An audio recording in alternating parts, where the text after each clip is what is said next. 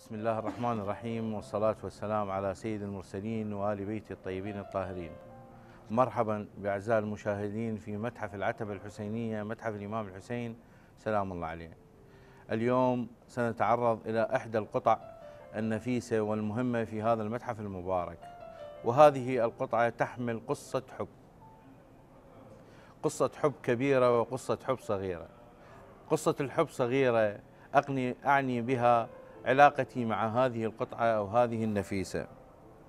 قالوا إنها أجمل الجميلات، عشقتها قبل أن أراها ب4 سنوات، بحثت عنها في كل المدن والقنوات، عشقتني قبل أن تولد،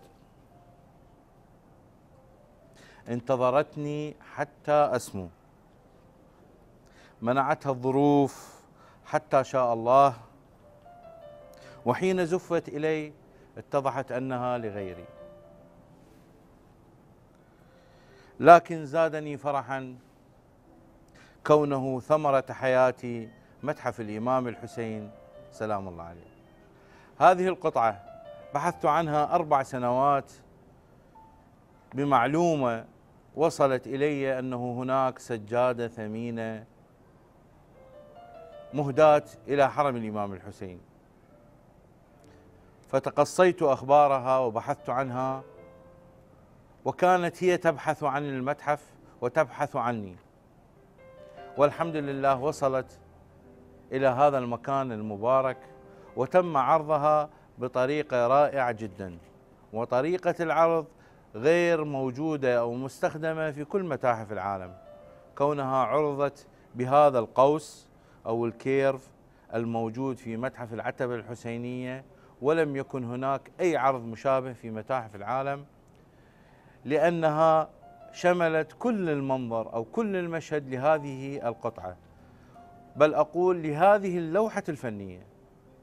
هي عبارة عن لوحة الفنية يصعب على الفنان بعض الأحيان إضافة الألوان ومزج الألوان لتوظيفها كقطعة كهذه النفيسة، ولكن بأنامل جبارة وبركة كبيرة صنعت هذه السجادة، وتم التخطيط لها لمدة طويلة هي أكثر من 35 عام، ولكن فترة العمل الفعلي في هذه السجادة هي 8 سنوات. تعرضت هذه السجادة إلى قصف أيام الحرب العراقية الإيرانية، تعرض المعمل برمته واحترق كل شيء عدا هذه القطعة المباركة، كونها باسم الإمام الحسين منذ الخيط الأول ومنذ النبذة الأولى. عمل في هذه السجادة 15,000 عامل. المهم في كل خطوة، في كل نبذة، في كل عقدة كانت هناك صلوات وتبريك ودعاء للإمام الحسين في هذه السجادة. هذه السجادة تعتبر من روائع الفن في صناعة السجاد، من أفضل 90 سجادة في العالم. 15,000 عامل عمل في هذه السجادة، ولكن هناك صفة فنية رائعة جدا، كون هناك أكثر من 1000 تدرج لوني حقق العاملون في هذه السجادة 1000 تدرج لوني، وهذا صعب جدا في صناعة السجادة. في هذه السجادة 30 مليون عقدة، أي بعدد نفوس العراق. وكما ذكرنا أنه في كل حركة وفي كل عقدة هناك صلوات ودعاء إلى الله سبحانه وتعالى وباسم الإمام الحسين سلام الله عليه. هذه السجادة رائعة جدا، تضم إطار للتعريف بالعتبات المقدسة والأماكن المقدسة، ابتداء من مكة المكرمة، ونلاحظ في بقية العتبات، ومن الطرف الثاني القدس المبارك، وأيضا بقية العتبات.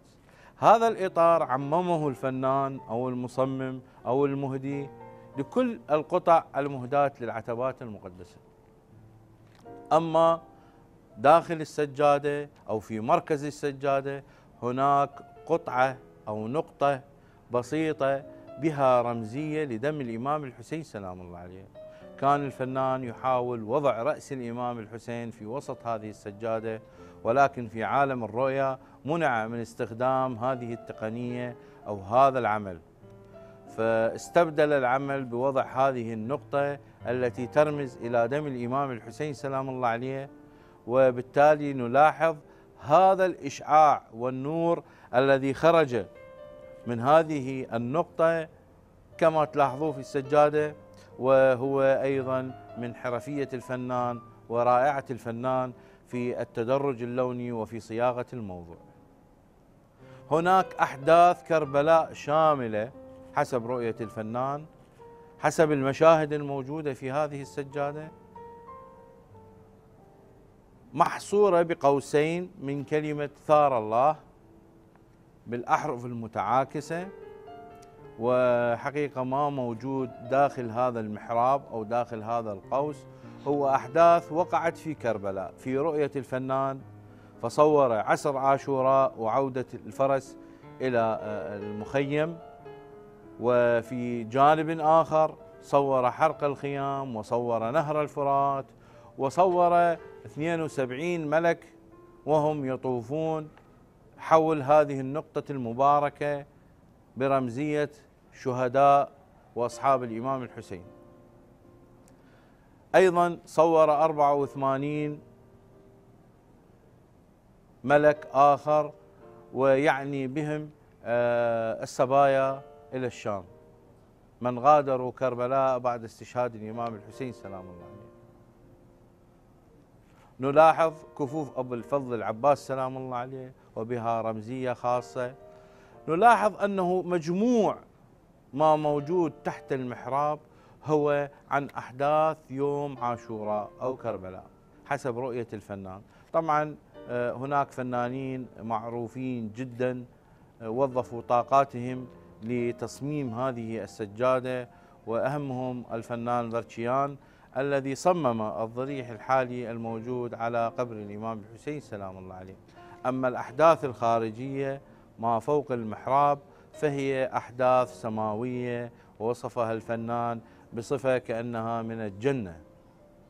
نرجو من أحبائنا وأعزائنا زيارة المتحف والاطلاع على هذه النفيسة المهمة والمهمة جدا بالعالم، ولا ننسى طريقة العرض الرائعة جدا، وهذه الطريقة غير مستخدمة في كل متاحف العالم بهذا القوس حتى نستطيع رؤية غالبية السجادة ومشاهد السجادة دون إخفاء أي تفاصيل أو ديتيل من هذه القطعة الرائعة أو اللوحة الرائعة.